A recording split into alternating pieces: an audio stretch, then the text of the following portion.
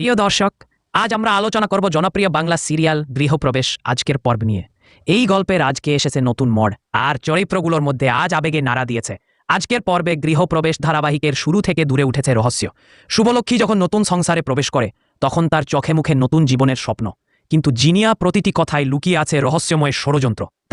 তার চলনা শুভলক্ষ্মী এই পথ সহজ হবে না তা যেন স্পষ্ট হয়ে উঠেছেন। বিশেষ করে জিনিয়ার মুখে হাসি দেখে দর্শক বুঝে যাবে না সেদিন কিছু লুকাচ্ছে। পরদেশিতে দেখাতে পারিবারিক অশান্তি। নতুন মর সুপ্রভাত তৃষা যখন মতামতে সবার সামনে তুলে ধরে, তখন শাশুড়ির সঙ্গে তার দ্বন্দ্ব চরমে পৌঁছায়। বিশেষ করে তৃষা সংলাপ আমি কি সংসারে কেউ না, এই তার বাক্যের অভ্যন্তরী যন্ত্রণা, আত্মপরিচয়ের লড়াই স্পষ্ট হয়ে ওঠে।